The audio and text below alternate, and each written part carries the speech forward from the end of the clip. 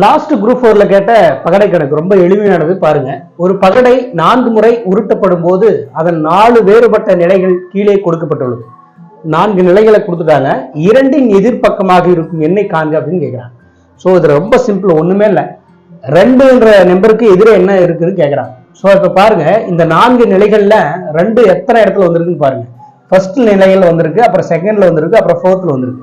அப்ப நம்ம என்ன பண்ணணும்னா, 4னுடைய எதிர் எண் கண்டுபிடிக்கணும்னா ஃபர்ஸ்ட் 4னுடைய பக்கவாட்டு எண்களை கண்டுபிடிச்சோம்னா 4னுடைய எதிர் எண்ணை கண்டுபிடிச்சிடும். அப்ப 2 போட்டுக்குன்னு 2க்கு முதல் நிலைகள்ல பாருங்க, பக்கத்துல என்னென்ன இருக்குது, 3 இருக்கு, 5 இருக்கு.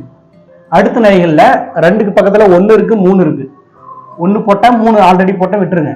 அடுத்து 4வது இருக்கு பாருங்க, 6 5 இருக்கா, அப்ப 6 போடுறீங்க, விட்டுறீங்க. 5 ஏன்னா ஏற்கனவே போட்டோம், 6 5 வருது, 5 போட்டோம்.